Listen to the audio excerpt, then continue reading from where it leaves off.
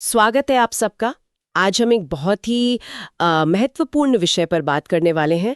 हमारे पास कानून के कुछ अंश हैं जो हानिकारक कृत्य एवं दंड से जुड़े हैं। मतलब चोट पहुंचाने के मामलों से जुड़ी जो धाराएं हैं ना, उन पर एक नज़र डालेंगे और कोशिश करेंगे इन कानूनी बारीकियों को समझने की कि भाई चोट कैसे पहुंचाई गई, किस इरादे से, क्या कोई मतलब खतरनाक हथियार इस्तेमाल हुआ, और फिर इन सब के बेसिस पर सजा क्या तय होती है। हम देखेंगे कि चोट कितनी गंभीर थी, जैसे कानून में कहते हैं ना, साधारण चोट या फिर गंभीर चोट, वो घोर उपहति, और चोट पहुंचाने के पीछे मकसद क्या था, ये सब सजा पर कैसे असर डालते हैं। स्रोत में जैसे वो खतरनाक साधनों की लिस्ट दी है या फिर वसूली और कबूलनामे जैसे इरादों का जिक्र है, वो वाकई सोचने पे मजबूर करता है। चलिए जरा गहराई में उतरते हैं इसके। बिल्कुल। और ये समझना जरूरी है कि कानून सिर्फ ये नहीं देखता कि चोट लगी, वो ये भी देखता है कि कैसे लगी, कितनी गंभीर थी, इरादा क्या था, कौन था विक्टिम। मतलब हर पहलू को तौला जाता है। तभी हम समझ पाएंगे कि कानून की नज़र में ये जुर्म कितने संगीन है। हाँ, तो शुरुआत करते हैं धारा 118 से। हाँ, ये किसके बारे में है? ये है खतरनाक साधनों से चोट पहुंचाने के बारे में। अच्छा, वो लिस्ट जो स्रोत में दी है, जिसमें गोली चलाने वाले हथियार, चाकू, छुरी जैसे काटने या भूंकने वाले औजार। हाँ बिल्कुल, और भी हैं। कोई भी हथियार जिससे मौत हो सकती हो, आग, कोई गर्म चीज, जहर, एसिड जैसा कुछ, विस्फोटक पदार्थ, या कोई ऐसी चीज जिसे सूंघने, निगलने या खून में मिलने से नुकसान हो। अरे हाँ, उसमें तो जानवर का इस्तेमाल भी लिखा था। ये तो काफी लंबी लिस्ट है। जी, काफी व्यापक है। और ये लिस्ट यही दिखाती है कि कानून किन चीजों को अपने आप में ही ज्यादा खतरनाक मानता है। अब यहाँ दो तरह की चोटों में फर्क समझना बहुत जरूरी है। एक है चोट, जिसे हम कह सकते हैं साधारण चोट, और दूसरी है घोर उपहति, मतलब गंभीर चोट। तो धारा 118 की उपधारा 1 कहती है कि अगर इन खतरनाक साधनों से साधारण चोट पहुंचाई जाए तो सजा 3 साल तक की कैद या 20,000 रुपए तक का जुर्माना, या फिर दोनों हो सकती है। अच्छा, सिर्फ साधारण चोट के लिए भी इतनी सजा, अगर हथियार खतरनाक था तो? जी, क्योंकि साधन खतरनाक था। और अगर इन्हीं खतरनाक साधनों से गंभीर चोट पहुंचाई जाए, जिसे घोर उपहति कहा गया है, जैसे मान लीजिए हड्डी टूट गई या कोई अंग हमेशा के लिए खराब हो गया, इस तरह की चोटें। हाँ बिल्कुल, घोर उपहति का मतलब कानून में ऐसी गंभीर चोटें हैं। और अगर धारा 118 में बताए गए इन खतरनाक साधनों से ऐसी गंभीर चोट पहुंचाई जाती है तो उपधारा 2 के तहत सजा बहुत ज्यादा है, बहुत कड़ी है। इसमें आजीवन कारावास तक का प्रावधान है, या फिर कम से कम 1 साल से लेके 10 साल तक की कैद, और साथ में जुर्माना भी। आजीवन कारावास तक भी? जी, यहाँ ये बात सोचने वाली है कि कानून ने इन साधनों को अलग से क्यों गिनाया। शायद इसलिए कि इनसे गंभीर नुकसान होने का खतरा बहुत ज्यादा होता है, और ये अक्सर एक सोचे समझे, मतलब गहरे इरादे की तरफ भी इशारा करते हैं। स्रोत में धारा 122 के कुछ अपवादों का भी जिक्र था, उपधारा 1 और 2 में। हालांकि धारा 122 क्या है वो तो हमें नहीं पता, पर यह ध्यान रखना चाहिए कि शायद कुछ एक्सेप्शंस भी हों। हाँ, कानून में अक्सर ऐसा होता है। विशेष परिस्थितियां होती हैं जहां मुख्य नियम शायद लागू ना हो या अलग तरह से हो। पूरी तस्वीर के लिए वो जानना भी जरूरी होता है। पर अभी जो हमारे पास है उससे धारा 118 का जो मूल सिद्धांत है वो साफ है। खतरनाक साधन प्लस चोट तो सजा, और चोट गंभीर तो सजा भी गंभीर। सही। तो ये तो बात हुई कि चोट कैसे पहुंचाई गई, किन साधनों से। पर कानून सिर्फ कैसे पर ही नहीं रुकता है ना। अगली धाराएं 119 और 20 इस बात पर ज्यादा ध्यान देती हैं कि चोट क्यों पहुंचाई गई, मतलब मकसद क्या था। बिल्कुल सही पकड़ा आपने। अब फोकस साधन से हटकर इरादे पर आ गया। धारा 119 का ताल्लुक है जबरदस्ती वसूली यानी एक्सटॉर्शन के लिए चोट पहुंचाने से। इसका सीधा मकसद होता है पीड़ित से या उसके किसी करीबी से कोई प्रॉपर्टी या मूल्यवान प्रतिभूति ऐंठना। मूल्यवान प्रतिभूति, ये क्या होता है? जैसे कोई शेयर या बॉन्ड। मूल्यवान प्रतिभूति का मतलब थोड़ा और बड़ा है कानून में। कोई भी ऐसा दस्तावेज जिससे कोई कानूनी हक बनता हो, बढ़ता हो, किसी और को मिलता हो, या कम होता हो या खत्म होता हो, या जिससे कोई व्यक्ति ये मानता हो कि उस पर कोई कानूनी जिम्मेदारी है या उसका कोई कानूनी हक नहीं है। अच्छा, जैसे कोई वसीयत, कॉन्ट्रैक्ट या जमीन के कागजात। हाँ बिल्कुल। तो धारा 119 के तहत मकसद या तो ऐसी कोई चीज हासिल करना है, या फिर पीड़ित या उसके किसी करीबी को कोई गैर कानूनी काम करने या किसी जुर्म में मदद करने के लिए मजबूर करना है। और अगर कोई इस इरादे से चोट पहुंचाता है तो सजा क्या है इसमें? अगर इस मकसद से साधारण चोट पहुंचाई जाती है तो धारा 119(2) के हिसाब से सजा काफी सख्त है, 10 साल तक की कैद और जुर्माना। 10 साल? साधारण चोट के लिए भी? जी, क्योंकि मकसद वसूली का है। और अगर गंभीर चोट मतलब घोर उपहति पहुंचाई जाए वसूली के लिए? तो धारा 119(2) के तहत सजा और भी ज्यादा है, आजीवन कारावास या 10 साल तक की कैद और जुर्माना। ये दिखाता है कि कानून सिर्फ जिस्मानी चोट को नहीं देख रहा। जबरदस्ती वसूली में क्या है, आप हिंसा का इस्तेमाल करके किसी की संपत्ति छीन रहे हैं या उसे उसकी मर्जी के खिलाफ कुछ करने पर मजबूर कर रहे हैं। ये एक व्यक्ति की शारीरिक सुरक्षा और उसकी आर्थिक आज़ादी दोनों पर हमला है।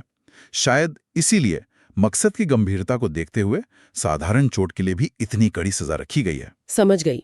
अच्छा, अब आते हैं धारा 120 पर। इसका मकसद थोड़ा अलग लग रहा है। ये है स्वीकारोक्ति या जानकारी निकलवाने या संपत्ति वापस दिलाने के लिए चोट पहुंचाने से जुड़ी। हाँ, धारा 120 के तहत चोट पहुंचाने के पीछे कुछ खास उद्देश्य होते हैं। पहला, पीड़ित या उसके किसी करीबी से किसी अपराध या कोई गलत काम, जिसे मिसकंडक्ट कहा गया है, उसके बारे में कोई कबूलनामा या जानकारी हासिल करना, लौटाने में मदद करे। तीसरा, किसी दावे या मांग को पूरा करवाना। या चौथा, ऐसी जानकारी निकलवाना जिससे कोई संपत्ति या मूल्यवान प्रतिभूति वापस मिल सके। यानी किसी से कुछ उगलवाने के लिए या कोई चीज वापस पाने के लिए जोर जबरदस्ती करना। इसमें सजा क्या है? क्या ये वसूली जितनी ही गंभीर मानी जाती है? सजा थोड़ी अलग है यहाँ। धारा 120 कहती है कि इन मकसदों के लिए अगर साधारण चोट पहुंचाई जाती है तो 7 साल तक की कैद और जुर्माना है। अच्छा, वसूली वाले से कम है ये? हाँ, साधारण चोट के लिए कम है, लेकिन अगर इन्हीं मकसदों के लिए गंभीर चोट यानी घोर उपहति पहुंचाई जाती है तो धारा 120(2) के तहत 10 साल तक की कैद और जुर्माना है। तो गंभीर चोट के लिए सजा वसूली वाली धारा 119 के बराबर ही है, 10 साल तक। जी बिल्कुल। तो आप देख सकती हैं, गंभीर चोट के लिए सजा बराबर है, पर साधारण चोट के लिए वसूली के मकसद को शायद कानून थोड़ा ज्यादा गंभीर मान रहा है जानकारी निकलवाने से। स्रोत में जो उदाहरण दिए हैं, इलिस्ट्रेशंस, वो यहाँ बहुत अहम लगते हैं। उनमें पुलिस अधिकारी और राजस्व अधिकारी का जिक्र है। जैसे पहला उदाहरण है क। एक पुलिस वाला य को टॉर्चर करता है ताकि य कबूल कर ले कि उसने जुर्म किया है। दूसरा, क एक पुलिस वाला य की पत्नी को टॉर्चर करता है ये बताने के लिए कि य ने चोरी का माल कहाँ रखा है। और तीसरा, क एक रेवेन्यू ऑफिसर बकायदा टैक्स वसूलने के लिए य को टॉर्चर करता है। ये उदाहरण वाकई बहुत कुछ साफ कर देते हैं। ये बताते हैं कि धारा 120 सिर्फ आम लोगों के आपसी झगड़ों के लिए नहीं है, बल्कि खासतौर पर उन सिचुएशंस को भी एड्रेस करती है जहां कोई अधिकारी, कोई ऑफिसर अपनी पावर का गलत इस्तेमाल करके जानकारी, कबूलनामा या पैसा उगलवाने के लिए हिंसा का सहारा लेता है। हाँ, ये तो बहुत गंभीर बात है। जरा सोचिए, पुलिस हिरासत में कबूल करवाने के लिए मारपीट करना या सरकारी बकाया वसूलने के लिए किसी नागरिक को चोट पहुंचाना, ये तो पावर का सरासर दुरुपयोग है। बिल्कुल। इन उदाहरणों को शामिल करके कानून बनाने वालों ने एक साफ संदेश दिया है कि ऐसी हरकतें बर्दाश्त नहीं की जाएंगी, चाहे वो किसी भी पद पर बैठा व्यक्ति क्यों न करे। अभी हमने अधिकारियों द्वारा शक्ति के दुरुपयोग की बात की, जैसे धारा 120 के उदाहरणों में दिखा। अगली धारा 121 वो सीधे तौर पर लोक सेवकों यानी पब्लिक सर्वेंट फी ही जुड़ी है, पर इस बार उन्हें अपराधी के तौर पर नहीं बल्कि पीड़ित के तौर पर देखती है। बिल्कुल सही। धारा 121 उन हालात के लिए है जहां निशाना एक पब्लिक सर्वेंट होता है और चोट उसे उसके काम के संबंध में पहुंचाई जाती है। इसके 3 मुख्य पहलू स्रोत में बताए गए हैं। पहला, जब लोक सेवक अपनी ड्यूटी कर रहा हो और तब उसे चोट पहुंचाई जाए। दूसरा, जब उसे या किसी और सार्वजनिक लोक सेवक को उनकी ड्यूटी करने से रोकने या हतोत्साहित करने के इरादे से चोट पहुंचाई जाए। और तीसरा, जब लोक सेवक ने अपनी ड्यूटी के तहत कोई काम किया हो या करने की कोशिश की हो और उस काम के बदले में या उसके नतीजे के तौर पर उसे चोट पहुंचाई जाए। अच्छा, यानी अगर कोई ट्रैफिक पुलिस वाले को ड्यूटी पे पीट दे या किसी जज को फैसले से रोकने के लिए धमकाए और चोट पहुंचाए या किसी सरकारी अफसर को उसके किसी पुराने एक्शन का बदला लेने के लिए मारे, तो ये धारा लागू होगी। हाँ, ये सब स्थितियां धारा 121 के दायरे में आएंगी और इसमें सजा भी अलग तय की गई है। धारा 121(1) के तहत अगर लोक सेवक को इन हालात में साधारण चोट पहुंचाई जाती है तो 5 साल तक की कैद या जुर्माना या दोनों हो सकते हैं। 5 साल? ठीक है। और अगर चोट गंभीर हो, मतलब घोरोपहती? तब धारा 121(2) लागू होती है और सजा काफी बढ़ जाती है। इसमें कम से कम 1 साल से लेकर 10 साल तक की कैद और जुर्माना भी है। यहाँ पे आपने कहा कम से कम 1 साल। ये मिनिमम सजा वाली बात तो शायद पहले नहीं आई थी गंभीर चोट के लिए। ये सही ध्यान दिया आपने। ये न्यूनतम सजा का प्रावधान इस जुर्म की गंभीरता को दिखाता है। अगर हम इसे बड़ी तस्वीर में देखें तो ये दिखाता है कि सरकार या कहें राज्य अपने कर्मचारियों की सुरक्षा को कितना अहम मानता है, खासकर जब वो पब्लिक ड्यूटी कर रहे हों। हाँ, ये तो जरूरी भी है। बिल्कुल। सरकारी कामकाज, लॉ एंड ऑर्डर, न्याय व्यवस्था, ये सब तभी ठीक से चल सकते हैं जब पब्लिक सर्वेंट बिना डरे अपना काम कर सकें। उन पर हमला सिर्फ एक व्यक्ति पर हमला नहीं माना जाता, बल्कि वो पूरी व्यवस्था पर हमला माना जाता है। इसीलिए शायद गंभीर चोट के मामले में एक न्यूनतम सजा तय करके कानून एक कड़ा संदेश देता है। तो हमने ये 4 अलग-अलग धाराएं देखी, 118, 119, 120 और 121। हर धारा चोट पहुंचाने के एक अलग पहलू पर रोशनी डाल रही है। खतरनाक साधन, वसूली का इरादा, जानकारी निकलवाने का इरादा और फिर लोक सेवक पर हमला। इन सब को मिला के देखें तो क्या तस्वीर उभरती है? मतलब कानून किन चीजों पर सबसे ज्यादा जोर देता दिख रहा है? बिल्कुल। अगर हम इन सबको एक साथ रखें तो कुछ मुख्य बातें साफ नजर आती हैं। कानून चोट को बस एक सिंपल अपराध की तरह नहीं देखता, वो उसके पीछे की कई परतें समझता है। सजा तय करते समय कुछ चीजें बार बार सामने आती हैं। पहली और सबसे साफ, चोट की गंभीरता। साधारण चोट और गंभीर चोट यानी घोर उपति के लिए सजा में हमेशा बड़ा फर्क होता है। गंभीर चोट मतलब ज्यादा सजा। दूसरी चीज, इस्तेमाल किए गए साधन। धारा 118 ने दिखाया कि अगर चोट खतरनाक हथियारों, जहर, एसिड या विस्फोटक जैसी चीजों से पहुंचाई गई है तो सजा बढ़ जाती है, भले ही चोट साधारण ही क्यों ना हो। वो साधन अपने आप में ही इरादे की गंभीरता या बढ़े हुए खतरे का संकेत देता है। सही। तीसरा, अपराध का मकसद। धारा 119 और 120 ने यह साफ किया कि अगर चोट किसी खास अवैध मकसद से पहुंचाई गई है, जैसे जबरदस्ती वसूली करना या कबूलनामा करवाना, तो ये एक ज्यादा गंभीर अपराध माना जाता है और सजा भी कठोर होती है। यहां इरादा जुर्म की गंभीरता को बढ़ा लेता है। और चौथा, पीड़ित की पहचान।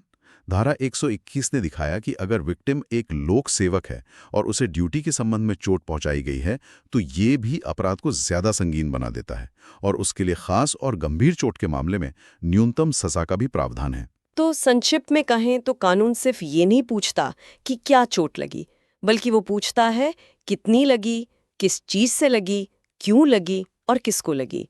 और इन सभी सवालों के जवाब मिलकर तय करते हैं कि अपराध कितना गंभीर है और सजा क्या होनी चाहिए। एकदम सही कहा आपने। निष्कर्ष यही है कि कानून इन मामलों में बहुत बारीकी से, बहुत नुक्ताचीनी से फर्क करता है।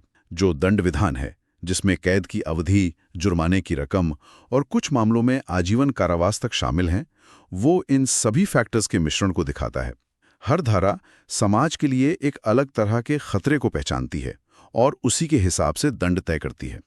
ये दिखाता है कि कानून बनाने वालों की नज़र में शारीरिक हिंसा से जुड़े अलग अलग कामों की सामाजिक गंभीरता अलग अलग है। आज हमने इन 4 महत्वपूर्ण धाराओं 118, 119, 120 और 121 के जरिए ये समझने की कोशिश की कि कानून चोट पहुंचाने के अलग अलग कामों को कैसे देखता है और उनके लिए क्या नतीजे तय करता है। खतरनाक साधनों के इस्तेमाल से लेकर जबरदस्ती वसूली, कबूलनामे के लिए दबाव और लोक सेवकों पर हमले तक, हर स्थिति के लिए कानून ने अपनी अलग कसौटी बना रखी है।